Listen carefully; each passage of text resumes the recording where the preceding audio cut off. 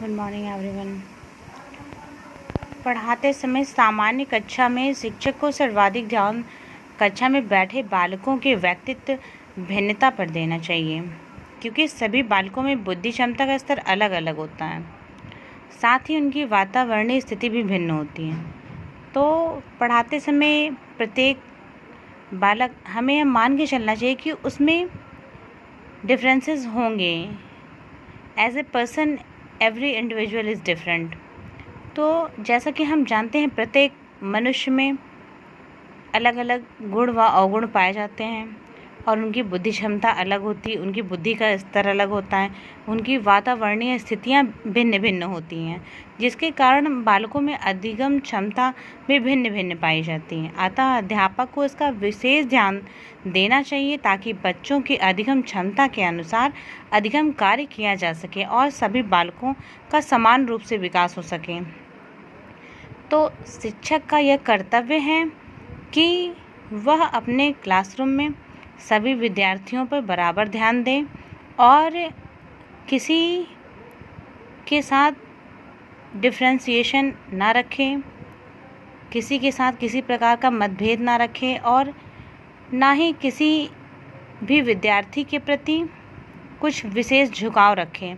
जैसा कि अमूमन हम देखते हैं आमतौर पर कि हमारे अध्यापक का, हमारे शिक्षक का भी कुछ विशेष विद्यार्थियों की तरफ, जो कि पढ़ने में ऑलरेडी बहुत तेज़ होते हैं, तो उनकी तरफ झुकाव कुछ ज़्यादा हो जाता है। तो हम ऐसा भी देखते हैं कि अन्य जो विद्यार्थी हैं वो अपने आप को बहुत इन्फीरियर आंकते हैं और अपने आप को कमतर आंकते हैं और उन्हें अच्छा महसूस नहीं हो रहा। तो सबको बराबर ध्यान देने की व सबको बराबर एक समान तौलने की ज़रूरत है, ना कि किसी विशेष पर ध्यान देकर बच्चों में ऐसा भेदभाव उत्पन्न करना जिससे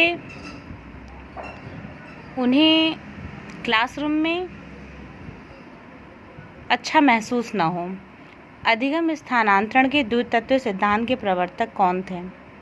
अधिगम स्थानांतरण के द्वितत्व का प्रतिपादन ब्रिटेन के मनोवैज्ञानिक स्पीयरमैन ने किया।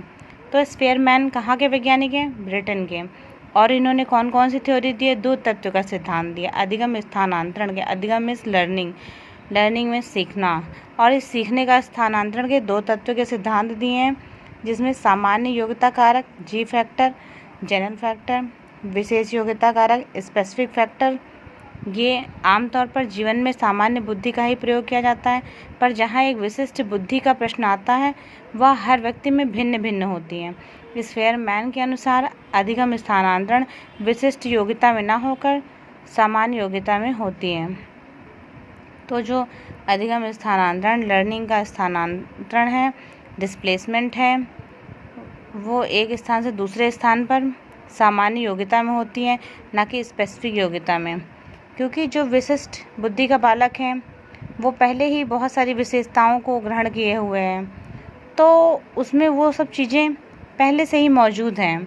तो अधिगम का स्थानांतरण सामान्य बुद्धि में होता है, ना कि विशिष्ट बुद्धि में। सीखी हुई बात को स्मरण रखना या पुनः स्मरण करने की असफलता क्या कहलाती है? विस्मृति। सीखी हुई बात को स्मरण रखने, पुनः स्मरण करने की असफलता विस्मृति कहलाती है। विस्मृति का तात्पर्य भूलना होता है, जिसमें कोई तथ्य याद नहीं हो पाता। इस दोष को विस्मृति कहते हैं। व्यक्ति में उन मनोशारीरिक अवस्थाओं का गतिशील संगठन जो उसके पर्यावरण के साथ अद्वितीय सामंजस्य निर्धारित करते कहलाता है। क्या कहलाता है? व्यक्तित्व। आलपोर्ट के अनुसार व्यक्तित्व व्यक्ति में उन मनोशारीरिक अवस्थाओं का गतिशील संगठन है। मनोशारीरिक मतलब मन और शरीर की सम्मिश्रित अवस्थाओं का गतिशील संगठन जो उसके पर्यावरण के साथ उसका अद्वितीय सामंजस्य निर्धारित करता है। अर्थात व्यक्तित्व की प्रकृति संगठनात्मक या गत्यात्मक है। व्यक्तित्व में मानसिक और शारीरिक दोनों प्रकार के गुण पाए जाते हैं। व्यक्तित्व वातावरण के साथ समायोजन से अभिलक्षित होता है। Thank you.